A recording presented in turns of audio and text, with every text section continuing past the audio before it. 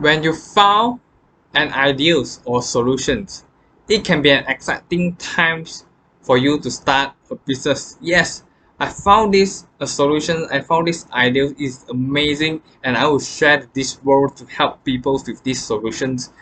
And yeah, so the next steps for you might be thinking that is writing a business plan. And am I able to write a business plan, and what the items should be included in it? So for the business plan, you might be using it because of that ideals. You need to have a reviews and in order to get the loans from the banks. Or the second is you might be looking for some partners or some equities to able to invest and have business with you, and looking for partners. It can be also include with the objectives and also with the goal for your business. Well, all of these, it contains documents and a lot of pages. Even it can be up to 10 to 20 pages for a business plan. Yeah, I would say yes, you need to go through this process if you are working on for the corporate business.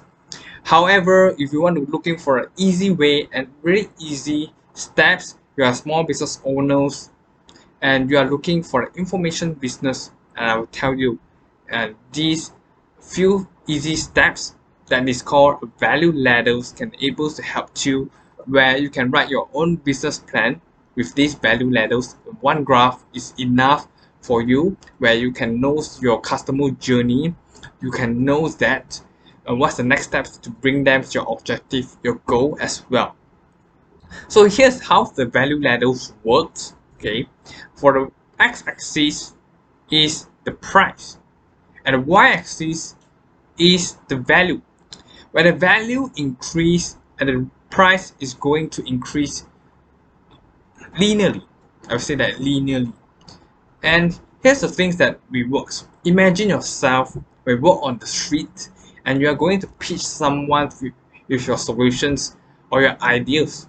Okay, in order to exchange if they pay you for the money. Usually that works, but usually not. And because first they didn't know who you are actually and why are you providing this sales pitch for me. And the second could be because they didn't receive any value of it. And that's the reason the value ladders come in to help you to have a business plan. So let me take another example for it. Okay, when we work on the shopping mall, and there are two types of salespersons, a salesperson A and a salesperson B. What salesperson A doing is the same thing as the previous we work on the streets. Okay, he give you flyers and then start talking about the solutions or the ideas that able to help them in order to purchase the products, right? And the salesperson B, he did something different. He provide the value first. Okay, he provide value first with the free trial or free things. So here we can differentiate that there's a two persons, and if you are the customers, you are the clients, you might be connected with them when they're having a free trial and with their values or the free service first in order to have a test of it. So to have a connection with the relationships, it also helps to build your customer journey for that. When it comes into online world, you may be thinking, is it able to apply in the online world? And I say yes. And when it comes to online business, and mostly we start off, we'll be thinking of the software company. What they do is having the free trials and for you to test their software, or free demos, or to having to test for it. And next, they will start providing after you have free trials, are able suitable to be their clients, and then they have package for it and to start building the difference of the value ladders. So the first value ladders could be on the free things that we provide values first, okay, with a low price, okay, usually will be a free.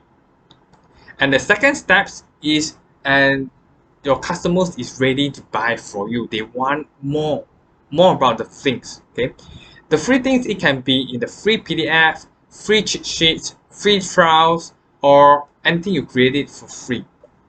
The second steps would be when your customer want to buy more, they need to know more about it. I want to know more.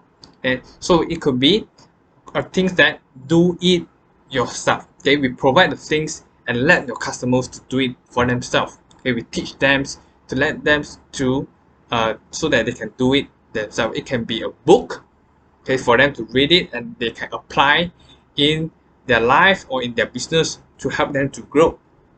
The third steps of the value ladders we call do it with you, and this do it with you is you can have having a courses, and also it can be a coaching sections that we teach, okay, in order to have the interrelated connections with your clients or your students. Okay, and the last steps, okay, when we go on to the highest price is do done for you, sorry, the done for you service is we buy people times, okay, you buy my service, you buy all the things, okay, we help you to build it, okay, and this is called the done for you service. It could be the highest levels when we are doing the small business in your journey, right? So if you are having a value ladder, start thinking for your value ladders to write your own business owners plan, and your business is ready to shift.